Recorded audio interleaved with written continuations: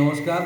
আপনালোকে জানে আজি আমার করিমগঞ্জ জেলার নতুনকৈ নামকরণ করা হয়েছে। আমার মাননীয় মুখ্যমন্ত্রী ক্যাবিনেট ডিসিশন লই করিমগঞ্জ জেলার নাম শ্রীভূমি নামকরণ করে আছে। আপনালোকে জানে আমার এই কবিগুরু রবীন্দ্রনাথ ঠাকুর এই করিমগঞ্জ জেলার নাম শ্রীভূমি নামকরণ করিয়াছিলে।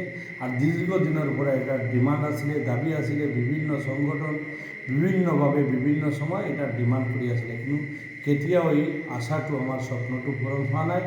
আর আজির দিনত আমার মাননীয় মুখ্যমন্ত্রী ডক্টর হেমন্ত বিশ্ব শর্মার হাত দিয়ে এই নামকরণটো হওয়ার কারণে আমাদের স্বপ্নটো পূরণ হয়েছে।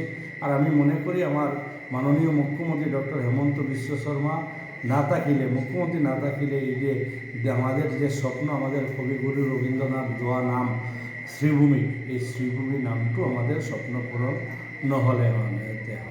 কারণ আমার মাননীয় মুখ্যমন্ত্রী হেমন্ত বিশ্ব শর্মা মুখ্যমন্ত্রী থাকার কারণে এটার নাম শ্রীভূমি হয়েছে।